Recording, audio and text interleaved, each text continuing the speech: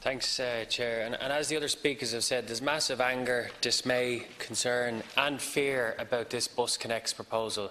Across my own constituency, we've held 4 meetings. We have another one on Thursday, tomorrow of this week. And hundreds of people are really feared that this will drive a wedge through their communities, through their connectivity, and undermine the present and existing bus service. And what we have, Minister, in my view, is you're trying to create radial routes to channel people into central spinal arteries, which will bring people to town. Now, that's all very good on paper, but for people who might have disabilities, elderly people, switching, or in many instances, some people may have to go backwards to go forwards to go into town. So whomever designed this, and whoever the NTA tendered it, Jarrett Walker, he's trying to impose an American-like transport system on a city that can't take it, on many people across the suburbs of this city who can't actually operate within that service. And there was a proposal in the last number of years to, for example, build a spinal artery but have it as a parallel bus service to the existing one. So if people want proper connectivity to their communities, that will be enhanced and improved. Whereas this plan, it robs Peter to pay Paul. It takes buses from existing communities, estates and neighbourhoods, brings them into a channel, but undermines their present service. And that is where the fear emanates from. In my own area, the 39 bus, which was the main bus service for people over many years, is being removed and abolished altogether. People are being asked to go backwards towards a new hub in the Blanchetown Centre. Anyone who knows the Blanchetown Centre knows that there's present and complete gridlock at the best of times. And this proposal is to try and create a hub out of the Blanchetown Centre. Will only increase commuter times and undermine the commute and trying to promote public transport for people.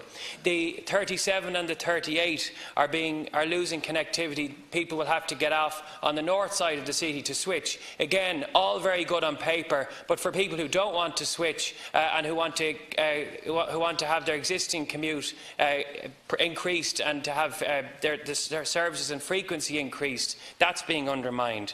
For a growing community like Tyrrellstown and Hollystown, you're removing the 40D and the 17A, which will have a massively isolating effect on communities. And that's also the area of population growth in a suburb like West Dublin, where you have thousands of new homes being built there, and in parts of that place you haven't even planned for the existing proposed growth in those areas. And I'm wondering in other parts of Dublin whether this plan has actually envisaged the national planning framework and the future growth across the city. Another mistake. In Clonee, the 70 and the 270 is being removed to 2 local radial routes, again massively increasing commuter times, but also affecting the connectivity that we presently have with Dunboyne and many people who go to school there, primary and secondary school. And what kind of engagement with communities was undertaken before this plan was designed? One thing I've noticed from all the public meetings that I've had is that people have constructive suggestions, things that they would like to see tweaked, operational improvements that could be driven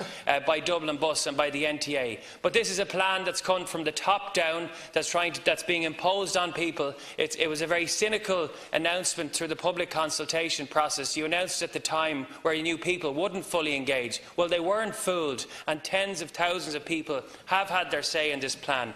The removal of the 122 on the Navan Road will mean communities there will be completely neglected, and an inferior bus service will be the net result for many suburbs throughout Dublin. It's time you and the NTA went back to the drawing board, and in my view you're trying to create a kind of a sardine service by bringing radial routes into a centralised spine where you can sell off those spinal networks to private companies. It's important we have a public bus system that delivers for the people who pay their taxes, so that we've enhanced community connectivity, and that's something that this bus plan doesn't do.